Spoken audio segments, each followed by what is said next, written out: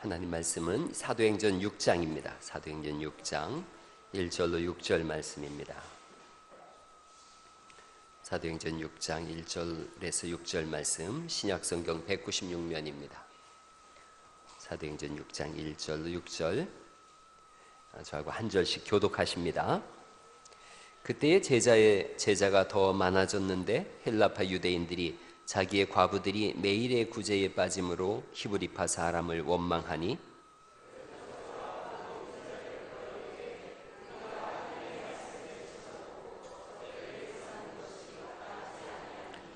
형제들아, 너희 가운데서 성령과 지혜가 충만하여 칭찬받는 사람 7을 택하라. 우리가 이 일을 그들에게 맡기고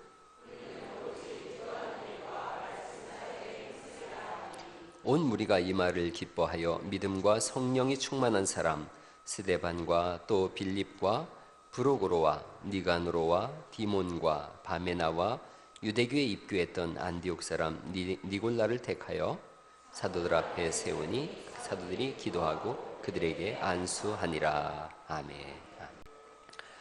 영화 반지의 제왕을 봤어요. 반지의 제왕. 반지의 제왕은 톨킨이라고 하는 교수님이에요.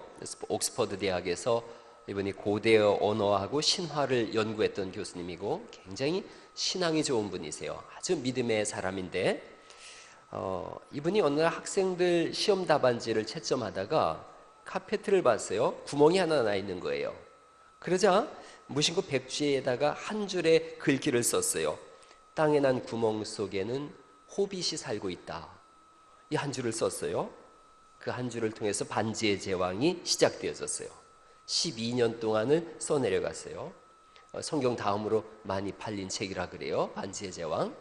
근데 거기 그 대사 중에 그 영화 대사 중에 이렇게 나와요. 주인공 프로도라고 하는 사람인데 그 사촌 메리가 위험에 처했어요. 주변에 있던 엔트족이 가만히 있는 거예요. 바라만 보고 있는 거예요. 그러자 프로도가 그들을 향해서 절규하면서 외쳐요. 당신들도 세상의 일부잖아요. 이렇게 외쳐요. 여러분, 오래전에 본 영화인데 그 대사가 가슴에 있어요. 당신들도 세상의 일부잖아요. 피할 수 없고 짊어져야 되는 한 시대를 살아가는 사람들이라는 거예요. 아픔이 있을 때 같이 짊어져야 되고 눈물 흘릴 때 같이 흘려줘야 된다는 거죠. 오늘날 우리한테도 동일하게 이 절규가 필요해요. 당신도 세상의 일부잖아요. 조금 더 축소해서 당신도 교회의 일부잖아요. 이게 중요해요. 한번 옆 사람한테 알려주시겠어요? 당신도 그랬다고 또 화내지 마시고 당신도 교회의 일부잖아요. 한번 해보시죠. 시작. 예, 그럼요. 이게 중요해요. 오늘 본문을 보시면 사도행전 6장에 직분이 생겨나는 것이 시작되어져요. 6장 1절을 한번 읽어보실까요? 시작. 그때에 제자가 더 많아졌는데 헬라파 유대인들이 자기의 과부들이 매일의 구제에 빠짐으로 히브리파 사람을 원망하니 이렇게 써 있어요.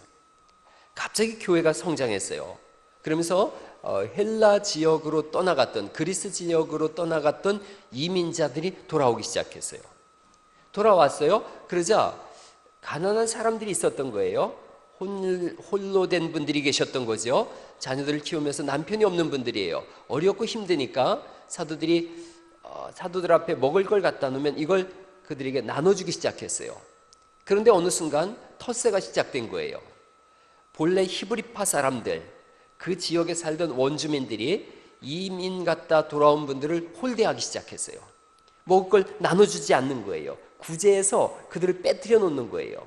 다시 보시죠. 그때 제자가 더 많아졌는데 헬라파 유대인들이 자기의 과부들이 매일의 구제에 빠짐으로 구제에서 빼뜨려 먹는 거예요. 히브리파 사람을. 그랬더니 어떻게 해야 되죠? 원망했다. 이렇게 말씀하고 있어요.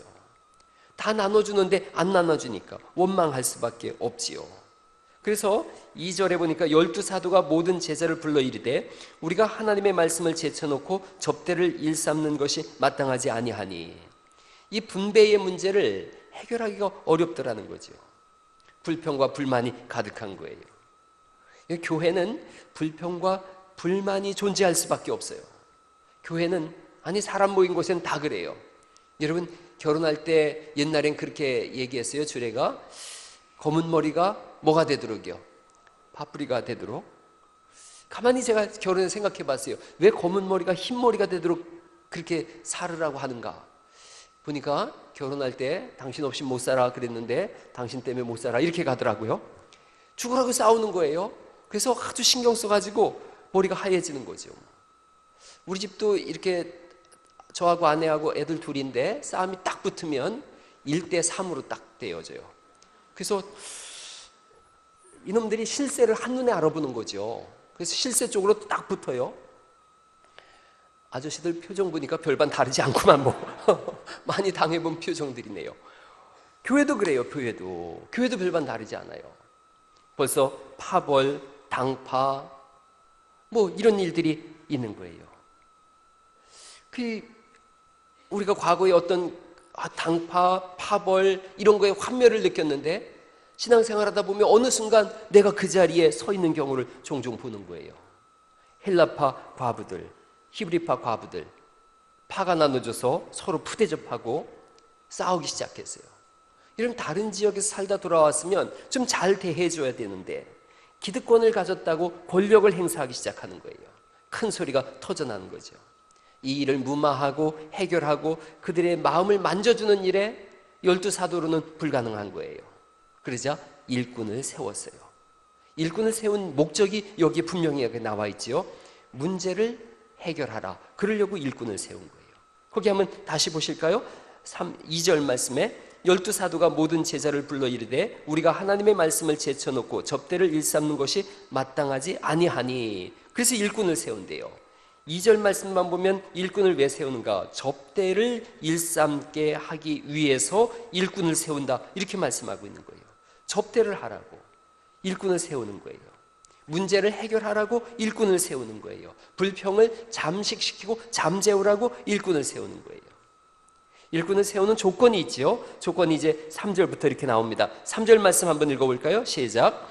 형제들아 너희 가운데서 성령과 지혜가 충만하여 칭찬받는 사람 7을 택하라. 우리가 이 일을 그들에게 맡기고 이렇게 말씀하세요. 조건이 있어요. 성령과 지혜가 충만하여 칭찬받는 사람. 오늘날은 집사라는 표현을 써요. 집사. 예수님 당시에도 직분이 두 가지였어요. 사도행전에 보면 목사와 집사 이렇게 구분되어졌어요. 목사를 다른 말로 장로라고도 했고 또 다른 말로 감독이라고도 했어요. 그러니까 딱 두 직분만 있었던 거예요. 목사, 장로, 감독 하나의 직분과 집사라고 하는 직분이 있었어요. 그러나 세대가 바뀌면서 이제 교회가 조직화되어졌죠. 이건 좋은 일인 거예요. 그래서 많은 직분이 생겨났어요. 목사, 또 우리 교단은 없지만 강도사도 있어요. 강도사. 또 어느 교단은 준목이라 그래요. 준목. 저 기장 측은 준목. 목사에 준한다. 준목이라고도 하고 전도사라는 직분도 생겨나고 또 장로, 평신도 중에서 장로를 뽑기도 하고 또 감리교 같은 경우는 또 남자도 권사님을 세우죠. 권사, 안수집사, 서리집사 막 생겨났어요. 그게 통틀어서 직분자라고 얘기하는 거죠. 직분자. 뭔 일을 하는 거냐? 집사라고 하는 본래의 의미가 이런 뜻이에요. 디아코노스라 그러는데 먼지를 뒤집어 쓴 사람. 우리 한문으로는 그렇게 돼 있어요. 잡을 집자의 일사자. 일을 잡은 사람. 먼지를 뒤집어 쓰는 사람. 그래서 교회 안에서 먼지를 뒤집어 쓰고 일을 잡고 수고하고 헌신하는 사람이라는 거죠. 교회 안에서 굳은 일 또 어려운 일을 하는 사람이란 뜻이라는 거예요. 더 깊이 나가면 오늘 본문대로 보면 여기 헬라파 유대인들이 눈물 흘리고 있거든요. 그들의 눈물을 닦아주는 거예요. 아파하고 있어요. 아픔을 돌봐주는 거예요. 문제가 있어요. 문제를 해결해주는 사람이라는 거죠. 그래서 첫째로 성령이 충만한 사람을 뽑았어요. 성령이 충만하다는 뜻은 예수님 믿는 사람인 거죠. 성령님께 사로잡힌 사람이에요. 어제 우리가 임직식을 해서 제가 오늘 직분에 대한 말씀을 설교 때 해야 되겠다 준비를 했어요. 누가 직분자가 되는 거냐? 첫째는 예수님 믿는 사람이에요. 예수님 안 믿는 사람은 절대로 직분자가 될 수도 없고 되어서도 안 돼요. 예수님을 믿었어요. 그리고 성령에 사로잡힌 사람이란 뜻은 교회 일을 할 때에 내 의지대로가 아니라 하나님이 어떻게 교회를 통해서 일하시며 성경은 뭐라고 말씀하시고 성령님은 우리에게 어떻게 역사하시는가? 성령에 충만한 사람, 성령님께 사로잡힌 사람, 그들이 직분자로 세움받아야 된다는 거예요. 성경에 보니까 빌립 집사님이 나왔어요. 빌립 집사님. 스데반 집사님이 순교했어요. 돌에 맞아 죽었거든요. 예수 믿는 사람들이 다 흩어졌어요. 그러자 빌립 집사님도 사마리아로 내려갑니다. 사마리아로 내려갔는데 8장을 한번 보실까요? 사도행전 8장에 보시면 직분자가 어떤 일을 하는가가 이렇게 나옵니다. 8장 3절 말씀 보죠. 8장 3절. 사울이 교회를 잔멸할새 각 집에 들어가 남녀를 끌어다가 옥에 넘기니라. 그리고 4절 읽어보실까요? 시작. 그 흩어진 사람들이 두루 다니며 복음의 말씀을 전할새 5절에 보니까 빌립이 사마리아로 내려가요. 내려가서 뭘 하느냐면 그리스도를 백성에게 전파합니다. 그랬더니 집사님이 전파하는데 6절 말씀 또 읽어보죠. 시작. 무리가 빌립의 말도 듣고 행하는 표적도 보고 한 마음으로 그가 하는 말을 따르더라. 이렇게 말씀하고 있고, 이 집사님께서 복음을 전했더니 사람들이 다 듣더라는 거죠. 그리고 7절 말씀 또 읽어보죠. 시작. 소리 지르며 나가고 또 많은 중풍병자와 못 걷는 사람이 나으니. 우리 교회 집사님들도 이런 일 하시기를 간절히 바랍니다. 이런 능력 있는 삶을 살게 되어지고, 그리고 중요한 건 8절이죠. 그 성에 뭐가 있었다는 거죠? 큰 기쁨이 있더라. 여러분이 있음을 인해서 그 지역에 큰 기쁨이 있기를 간절히 바랍니다. 그래야 교회 다니는 사람이라는 표시가 나지 않겠어요? 우리가 제일 듣기 싫은 말이 뭐예요? 교회 다니는 것들이, 그땐 꼭 것들이라고 꼭 얘기를 하더라고요. 그것들이 교회 다니는 것들이 뭐래요? 그 다음에 토한다고 그래요. 이제는 그런 표현이 없어지고 교회 다니는 분들이 있어서 우리 동네가 기쁘더라. 할렐루야.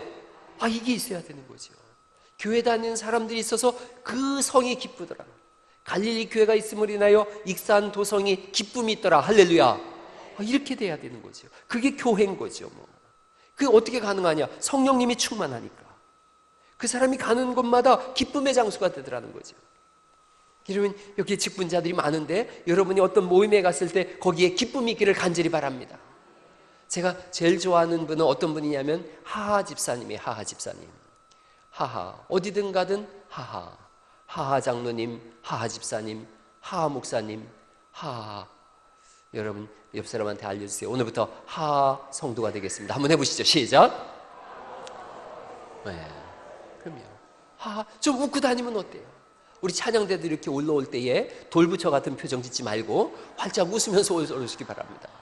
여러분, 제가 여기 앞에서 이렇게 쭉 보니까 꼭 부처님 제자들처럼 가덤하게 이렇게 올라오던데 좀 밝게 활짝 웃으면서 올라오면 좋겠어요. 제가 이 사회를 종종 보잖아요. 사회 볼 때 제일 중요한 게 뭐냐면 사회자가 밝게 웃으면서 나가면 일단 분위기는 50점 먹고 들어가는 거예요. 근데 사회자가 당황해가지고 얼굴이 불그락불그락 해가지고 나오면 그 모임은 거의 승률이 낮아요. 그래서 제가 사회 볼 때 여러분 나올 때 쫙 보면 어떻게 활짝 웃고 나오잖아요. 이게 중요한 거예요. 우리가 있어야 기쁨이 있는 거죠. 우리로 인하여 이 시내가, 우리로 인하여 이 나라가 기쁨이 있다. 얼마나 좋아요. 성령 충만한 얼굴, 그런 표정 짓기를 간절히 바랍니다. 여러분 26절 말씀 보시겠어요? 8장 26절 말씀해 보니까 26절 이렇게 써 있습니다. 또 읽어보죠. 시작. 주의 사자가 빌립에게 말하여 이르되 일어나서 남쪽으로 향하여 예루살렘에서 가사로 내려가는 길까지 가라 하니 그 길은 광야라. 주의 사자가, 하나님의 사자가 빌립을 움직이고 있는 거예요. 35절 보니까 그가 가서 뭐라고 하느냐면 에디오피아 네시한테 복음을 전하는 거예요. 빌립이 입을 열어 이 글에서 시작하여 예수를 가르쳐 복음을 전했다 그랬고, 36절에 보니까 세례식까지 행하게 되어집니다. 그리고 39절 말씀 보니까 39절 읽어보죠. 시작. 둘이 물에서 올라올새 주의 영이 빌립을 이끌어 간지라. 이렇게 말씀하고 있어요. 주의 영이면 성령님이시죠. 성령님께서 빌립을 이끌어 가는 거예요. 성령님께 사로잡힌 사람이에요. 이끌려가서 뭘 하느냐 하면 40절 한 번만 더 읽어보죠. 40절 시작. 빌립은 아수도에 나타나 여러 성을 지나다니며 복음을 전하고 가이사랴에 이르니라. 이렇게 말씀하세요. 성령님이 충만했더니 그가 가는 곳마다 복음이 전파되어지고 질병이 떠나가고 귀신이 떠나가고 그리고 기쁨이 있어지고 어느 곳을 가든지 주의 영에 사로잡혀서 복음을 전하더라. 우리 교회 직분자들과 우리 교회 모두가 이런 일들을 감당할 수 있기를 간절히 바랍니다. 두 번째는 지혜가 충만한 사람이에요. 지혜라는 게 그런 거예요. 중요한 것을 중요하게 처리하고 중요하지 않은 것을 중요하지 않게 처리하는, 쉽게 처리할 줄 아는 거, 그게 지혜예요. 여러분 물어볼게요. 김장 담글 때 고춧가루를 더 많이 넣는 것과 덜 넣는 것, 그게 요리 연구가한테는 중요해요. 또 어떤 교회는 그거 고춧가루 더 넣자 덜 넣자 해가지고 여선교회가 싸워서 두 파가 되어졌대요. 난 그게 하나도 안 중요한데. 가급적이면 조금 넣는 게 전 좋습니다. 하나도 안 중요해요. 설거지를 나는 하는데 저 인간은 안 한다, 그렇게 안 중요해요. 다툴 문제가 아니에요. 놀러 갈 때 지리산 갈까 내장산 갈까 어디로 갈까요? 뭐 발길 닿는 대로 가면 되는 거죠. 그게 별로 안 중요해요. 어디로 간들 어때요? 뭘 먹은들 어때요? 우리는 함께 있음을 인하여 행복한 줄 믿으시기 바랍니다. 지난 오후 예배 때 제가 고2 때 마야인들의 인사를 알려줬어요. 이렇게 인사한대요. 인 라케크라고 인사한대요. 인 라케크 그러면 알라킨 이렇게 한다는 거죠. 나는 당신입니다. 그러면 당신은 나입니다. 난 이 인사가 너무 좋은 거예요. 옆 사람한테 한번 고대 마야인들의 인사로 한번 해보시겠어요? 인 라케크 시작. 그럼 뭐라고 해야 돼요? 알라킨. 이렇게 하는 거예요. 이게 지혜예요. 중요한 걸 구분할 줄 아는 거지요. 여러분 진리에 관해서만 싸움이 있기를 간절히 바랍니다. 그 다음에는 받아들일 줄 아는 게 지혜예요. 지혜가 있는 사람. 세 번째, 믿음이 충만한 사람이래요. 믿음이 충만한 사람. 예수 그리스도를 믿는 믿음의 사람, 나는 믿음으로 산다라고 고백하는 사람, 이게 중요합니다. 교회 안에서 지혜가 있는 사람, 성령이 충만한 사람, 믿음으로 사는 사람. 우리가 처음 예수님 믿을 때 다 그 고백을 했어요. 직분을 받을 때 다 이 고백을 했거든요. 시간이 지나가면서 잊어버린 거예요. 부부 동반 모임이 있었는데 남편 직장의 부부 동반 모임이에요. 남편이 좀 고위직이에요. 사회자가 막 사회를 보다가 남편한테 질문을 했어요. 과장님은 세상에 다시 태어나도 사모님과 결혼하시겠습니까? 남편이 당연하지 막 박수를 쳤어요. 사모님은 정말 행복하시겠어요? 사모님한테 또 물었어요. 사모님도 다시 태어나면 지금 과장님과 결혼하실 거죠? 그랬더니 사모님도 머뭇거리지 않고 아주 한 번에 아니요, 두 번 속을 수는 없잖아요, 이렇게 대답하는 거예요. 남편이 완전히 거기서 마음이 상했어요. 그런 걸 젊은이들은 갑분싸라 그러더라고요. 갑분싸. 갑자기 분위기가 싸늘해졌어요. 집으로 돌아오는 길에 남편이 화가 나서 왜 그랬냐고. 그랬더니 아내가 얘기하는 거예요. 당신은 총각 때는 그렇게 신사였고 친절하고 사랑이 풍부했는데, 근데 남자들이 잘 쓰는 말 있잖아요. 이 사람아 고기 잡은 고기에 낚시하고 밥 주는 사람 봤나? 뭐 이러면서 막 얘기를 하는 거예요. 근데 아내가 한마디 했대요. 첫사랑하고 결혼했어야 되는 건데. 그 남편이 더 기분이 나쁜 거예요. 나한테 말하지 않은 첫사랑이 있었어? 그때 아내가 보고 싶으면 보여줄게요. 남편이 더 기가 막히고 그 사진을 가지고 있어? 그때 아내가 부시럭부시럭 거리더니 사진을 보여주는 거예요. 그래서 자기 젊을 때 사진이더래요. 이 부인이 그렇게 얘기했대요. 바로 이 사람이 나한테 죽기까지 사랑하고 아껴주고 기쁨을 준다고 했던 내 첫사랑입니다. 여러분, 우리가 처음 주님 만났을 때 그 마음을 잃어버린 거예요. 주를 향해서 생명을 걸겠습니다. 주님만 바라보고 나가겠습니다. 그랬는데 세월 지나가면서 인생의 때로는 굴곡진 삶을 살면서 어느 순간 예수님을 잃어버린 거예요. 여러분, 그런 찬양이 있어요. 제가 한번 가사 읽어드려 볼게요. 내가 처음 주를 만났을 때 외롭고도 쓸쓸한 모습, 말없이 홀로 걸어가신 길은 영광을 다 버린 나그네. 정녕 그분이 내 형제 구원했나? 나의 영혼도 구원하려나? 의심 많은 도마처럼 물었네. 내가 주를 처음 만난 날. 2절은 그렇게 되어져요. 내가 다시 주를 만났을 때 죄악으로 몹쓸 병든 몸 조용히 내 손잡아 이끄시며 병든 자여 일어나거라. 눈물 흘리며 참회하였었네. 나의 믿음이 뜨거웠었네. 그러나 죄악이 나를 삼키고 내 영혼 갈 길을 잃었네. 혹시 그런 분들이 계신다면 오늘 이 3절 찬송을 같이 한번 부르면서 첫사랑을 회복하는 그런 은혜가 있기를 간절히 바랍니다. 내가 이제 주를 만남으로 죽음의 길 벗어나려네. 같이 한번 고백해 보시죠.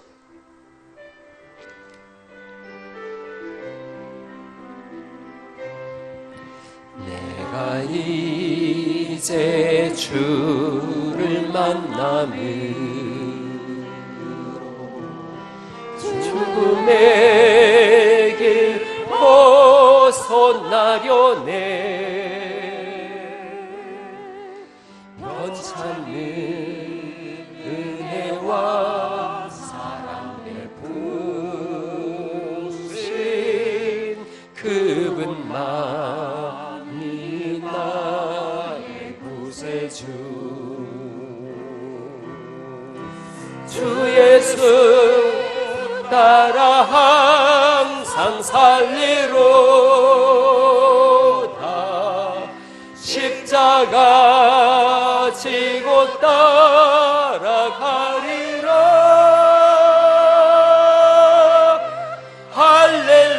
할렐루야. 주를 만나니 기쁨 영광의 찬송을 돌리리. 할렐루야. 오늘 이런 회복이 있기를 간절히 바랍니다. 네 번째로 칭찬받는 사람 뽑았대요. 칭찬받는 사람. 가정에서도 직장에서도 교회에서도 칭찬받는 사람. 서로 칭찬하면서 또한 칭찬받으면서 세워가는 은혜가 있기를 간절히 바랍니다. 집사의 자격에 대해서 디모데전서 3장 8절 9절에 되어 있는데 이렇게 되어 있어요. 집사의 자격은 첫 번째, 같이 한번 읽어보죠. 시작. 품행이 단정해야 한다. 두 번째, 일구이연하지 말아야 한다. 세 번째, 술 취하지 말아야 한다. 네 번째, 취리하지 말아야 한다. 이익을, 그렇게 좋지 않은 이익을 취하지 말라는 거예요. 다섯 번째, 시작. 믿음의 비밀을 가져야 한다. 이게 직분자의 자격이에요.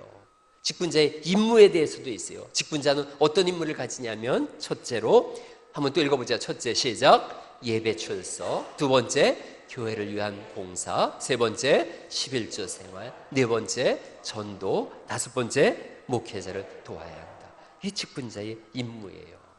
여러분, 이럴 때 직분자의 상급에 대해서 디모데전서 3장 13절에 있어요. 다 아는 말씀이기 때문에 한번 해보는 거예요. 디모데전서 3장 13절 말씀을 읽어볼까요? 시작. 집사의 직분을 잘한 자들은 아름다운 지위와 그리스도 예수 안에 있는 믿음의 큰 담력을 얻느니라. 이렇게 되어 있어요. 그리고 하나님 나라의 상급이 예비되어졌다. 이렇게 되어 있습니다.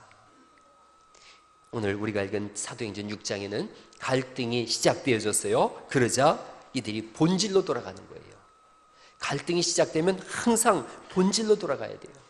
1997년에 우리나라에 IMF라고 하는 큰 어려움이 왔어요. 그때 어떤 운동이냐? 제로 베이스 운동이라는 걸 했어요. 제로 베이스 운동. 다시 처음으로 돌아가 보자. 원점으로 돌아가 보자. 뭐가 문제냐? 본질에서부터 다시 시작해 보자. 교회도 마찬가지예요. 항상 교회는 원점에서 시작해 보는 거예요. 본질로 돌아가 보는 거예요. 우리가 왜 모였는가? 이걸 생각해야 돼요. 우리가 여기 왜 모였는가? 왜 예배하며 갈릴리 교회로 왜 모였는가? 목적은 하나예요. 하나님을 향해서는 예배하는 것이요, 성도끼리는 서로 사랑하는 것이요, 이웃을 향해서는 복음을 증거하기 위해서 우리가 모인 줄 믿으시기 바랍니다. 예배와 교제와 복음 증거를 위해서 우리가 모인 거예요. 이 본질을 놓치면 어려움이 와요. 어려울 때 꼭 생각하세요. 본질을 생각하세요. 가정에서 부부지간에 어려움이 있어요. 처음을 생각하세요. 본질을 생각해 보세요. 어떻게 만났는지를 생각해 보세요. 서로가 얼마나 존귀한 존재인지를 생각해 보세요. 그러면 다시 시작할 수 있어요. 우리 교회 장로님, 권사님, 안수집사님, 목사 직분자 되려고 모인 게 아니에요. 목사 되려고 여기 온 게 아니고, 장로 되려고 온 거 아니고, 안수집사, 권사 되려고 온 거 아니에요. 복음을 증거하기 위해서 모인 줄 믿으시기 바랍니다. 예배당 잘 지려고 모인 것도 아니고, 사람 많다고 목에 힘주려고 모인 것도 아니에요. 예수님을 믿고 서로 교제하고 사랑하고 세상에 복음을 증거하기 위해서, 제로 베이스 운동이 시작돼야 되는 거예요. 다시 원점으로 시작하는 거예요. 다시 본질로 나아가는 거예요. 7분의 직분자를 세웠어요. 본질을 보라고 세웠어요. 6장 5절에 보면 이 사람들 이름이 나오는데 다 헬라파 사람들 이름이에요. 이게 얼마나 기가 막힌 얘기인지 아시겠죠? 헬라 지역에서 온 사람들이 소수예요. 매일 구제에 그들을 제외하고 빼뜨려 버렸어요. 그때 그쪽에 불만이 일어났거든요. 그러자 자 다시 지도자를 세우자. 누굴 세울 거냐? 헬라 지역에서 온 사람을 세우자. 이게 이 당시 사람들의 지혜였어요. 이 당시 사람들이 성령에 사로잡힌 사람들이라는 걸 보여주는 장면이었어요. 히브리파 사람들이 기득권 가지고 있으니까 야 우리가 리더가 돼야지, 우리가 장로가 돼야지, 우리가 직분자가 돼야지, 우리가 머리가 돼야지, 이렇게 하지 않았어요. 헬라파 사람들, 너희들이 불만을 가지고 왔다고 너희 중에서 그럼 지도자를 세워서 이 문제를 해결해 보자. 위기가 와자 본질로 돌아갔고, 그러자 위기는 위험과 기회가 합쳐진 말이라면서요. 위기가 기회가 되어졌어요. 새로운 기회가 되어졌어요. 제가 말씀드렸어요. 집사 본질이 뭐냐? 먼지를 뒤집어 쓴 사람, 이를 잡은 사람이에요. 권사는 어떤 직분이냐면 권면함으로 사람을 세우는 직분이에요. 권면함으로. 권면이라는 속에는 사랑이라는 표현이 들어가 있어요. 사랑으로 사람을 세우는 사람들, 그들이 권사예요. 장로를 영어로 엘더라 그래요. 엘더, 제가 옛날 영어 선생님이었잖아요. 엘더 머리 글자 5개로다가 이렇게 쓸 수 있어요. 이는 에듀케이션이에요. 엘더가 어떤 사람이냐? 장로가 가르칠 수 있는 실력을 가진 사람들이에요. 여러분, 엘이 빠졌네. 엘은 러브, 사랑을 실천하는 사람들이에요. 사랑하는 사람들. 여러분, D가 있어요. 디터미네이션이에요. 지혜가 있어서 결정과 결단을 할 수 있는 사람이에요. E는 이퀄러티예요. 편견이 없는 사람이에요. 평등하게 해주는 사람이에요. 리는 리스펙트예요. 존경하고 존경받는 사람이에요. 이게 엘더예요. 이게 장로예요. 이번에 새로 장로 임직 받으신 분들, 또 기존의 장로님들, 이렇게 생각하세요. 아, 내가 누군가를 가르칠 수 있는 영적인 실력, 성경의 실력이 있어야 되겠구나. 사랑의 힘을 가져야 되겠구나. 지혜롭게 결정해야 되고, 편견 없이 사람들을 바라봐야 되고, 존경하고 존경받는 사람이 돼야 되겠구나. 그런 장로가 되고 그런 성도가 되기를 간절히 바랍니다. 본질로 돌아가요. 오늘 직분자를 세운 이 주일에 제가 요청합니다. 장로님들이 신방하시고 선교회장들이 신방하세요. 구역장들이 성경을 가르치시고 권사회가 기도회를 인도하세요. 안수 집사님들이 모여서 성경을 찬송하는 팀을 만들고 교회의 제반 업무들을 관장하세요.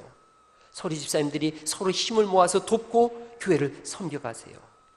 그래서 하나님의 영광이 다시 선포되어지고 복음이 증거되는 그 본질에 서 있는 교회 될 수 있기를 간절히 바랍니다. 교회에서 제가 점심을 먹고 나면 얼마나 감사한지 몰라요. 감사한 일이 한두 가지가 아니더라고요. 주방에서 식사 준비하느라고 그렇게 준비해 주신 분이 계시고, 또 밥을 퍼주는 분이 계시고, 식사 후에는 주방에 들어가서 설거지하는 분들이 계시고, 식탁을 닦는 분, 또 커피 사주는 분들이 계세요. 제일 고마운 중에 한 분이에요. 커피도 사주고. 그래요. 이렇게 모임마다 자유로운 대화의 분위기가 있고 행복해요. 제가 설거지하는 분들 이렇게 보면, 고개를 쭉 빼고 보면 남자분들이 하고 있어요. 아, 그분들을 보면서 우리 교회 문화를 개혁하는 교회인데 문화를 새롭게 하는 분들이다. 힘이 드는 일이거든요, 설거지가. 그러니까 젊은 남자들이 들어가서 이 일을 해주는 거예요. 일꾼이에요, 일꾼. 교회가 본질로 돌아가면 기쁨이 있습니다. 그러기 위해서는 누군가가 앞장서야 돼요. 누군가가 희생해야 돼요. 누군가가 내려놓을 걸 내려놔야 돼요. 히브리파 사람들이 내려놓고 헬라파 사람들이 손을 들어줌처럼 교회예요. 교회의 가장 중요한 것 중에 하나가 수용성이라 그래요. 수용성. 받아들이는 거예요. 사람들이 교회 와서 제일 먼저 느끼는 게 뭐냐면 교회 문턱이 너무 높은 거예요. 그래서 끼리끼리 논다 이런 얘기가 나오는 거예요. 자기들끼리 똘똘 뭉치고 아무도 거기에 못 들어가게 해요. 그러니까 몇 주 와서 두리번 하다가 끼일 수가 없으니까, 동참할 수가 없으니까 떠나가는 거예요. 여러분, 교회가 가장 중요한 게 뭐냐? 수용성이에요. 받아들이는 거예요. 받아들여서 함께 하나님의 일을 감당하자고 받아들이는 은혜가 있기를 간절히 바랍니다. 이 중요해요. 한 단체의 멤버들이 죽기를 각오하고 하나 되니까 능치 못할 일이 없더라고요. 우리는 지상 위임 명령을 받은 사람들이에요. 영혼 구원의 명령을 받았어요. 대의 앞에선 하나가 되는 거예요. 대동단결이에요. 하나님이 주신 복음 증거에 큰 대의가 있어요. 그에 우리가 하나 되어졌어요. 못할 일이 없는 거예요. 그래서 오늘 결심하는 겁니다. 하나님 앞에서 위대한 일을 이루는 인생 되겠다. 한평생 이룬 것이 하나도 없이 산다면 슬픈 인생이에요. 저는 결혼할 때 아내하고 그런 얘기했어요. 가문을 세워보자. 가문을. 한 별 볼 일 없는 아주 시골 총구석에서 태어난 아무것도 없는 한 사람이 가문을 세우자 그랬더니 인생이 새로워지더라고요. 그런데 여러분, 옆 사람 얼굴 좀 한번 봐봐요. 깎아놓은 밤톨보다 더 그냥 반질반질한 분들이 여기 계시잖아요. 이런 엄청난 사람들이 모였는데 못할 일이 뭐가 있어요. 더군다나 우리의 머리 대신 예수님이 계시고 우리에게 능력을 주시겠다고 하시고 뭐든지 해보라고 하시는데 우리가 할 수 있음을 믿으시기 바랍니다. 한평생 하나님의 몸된 교회를 세워보리라. 내가 주님의 몸된 교회를 세우고 부흥을 주도해 나가보리라. 그리고 주님 앞에 섰을 때에 주님, 내 살아온 삶을 보시길 원하십니까? 주님이 세우신 교회를 보십시오. 거기에 내 생명이 녹아 있습니다. 이 고백이 있기를 간절히 바랍니다. 그제 뉴스를 보니까 이렇게 사설을 보니까 어떤 여자분이 10몇 년인가 돈을 3천만 원을 모았대요. 그래가지고 자기 남자친구한테, 남편한테 3천만 원짜리 롤 아무개 시계를 사줬대요. 그 사주면서 이렇게 얘기를 했대요. 내 20대를 당신한테 드립니다. 우리 마누라가 5만 원짜리 시계 사줬는데 내 20대를 당신한테 드립니다. 하나님 앞에 섰을 때 여러분, 그러면 얼마나 좋을까요? 주님, 내 평생을 주님께 드렸습니다. 이 교회를 통해서 여러분의 평생의 작품이 세워질 수 있기를 간절히 바랍니다. 그 교회인 거지요. 말씀을 마치려고 그래요. 원망의 시간이에요. 고난의 시간이에요. 위기의 시간이에요. 그러자 직분자가 생겼고 새로운 부흥이 시작되어졌어요. 우리 교회 계속적인 부흥이 일어나고 있어요. 여러분, 이때에 직분자가 세워졌어요. 얼마나 감사한지 몰라요. 제자의 수가 더 힘이 많아졌다. 권리를 내려놓자 전화위복이 되어졌어요. 새로운 일꾼, 젊은 피가 수혈된 거예요. 일하라고 세운 거예요. 문제를 해결하고 평화와 기쁨을 주라고 세운 거예요. 제가 오늘 두 분의 기도문을 올렸어요. 우선 마더 테레사의 기도인데 이런 기도예요. 제가 한번 읽어볼게요. 존경받으려는 욕망으로부터, 사랑받으려는 욕망으로부터, 칭찬받으려는 욕망으로부터, 명예로워지려는 욕망으로부터, 찬양받으려는 욕망으로부터, 선택받으려는 욕망으로부터, 인정받으려는 욕망으로부터, 인기를 끌려는 욕망으로부터, 모멸받는 두려움으로부터, 경멸받는 두려움으로부터, 질책당하는 두려움으로부터, 비난당하는 두려움으로부터, 잊혀지는 두려움으로부터, 오류를 범하는 두려움으로부터, 우스꽝스러워지려는 두려움으로부터, 의심받는 두려움으로부터, 그 다음 같이 한번 읽어볼까요? 자유하게 하소서, 자유하게 하소서. 그 자유가 있으세요. 아시시의 성자라고 하는 프란시스의 평화의 기도가 있어요. 이 기도까지 제가 읽어드릴게요. 주님, 저를 당신의 도구로 써주소서. 미움이 있는 곳에 사랑을, 다툼이 있는 곳에 용서를, 분열이 있는 곳에 일치를, 의혹이 있는 곳에 신앙을, 그릇됨이 있는 곳에 진리를, 절망이 있는 곳에 희망을, 어둠의 빛을, 슬픔이 있는 곳에 기쁨을 가져오는 자 되게 하옵소서.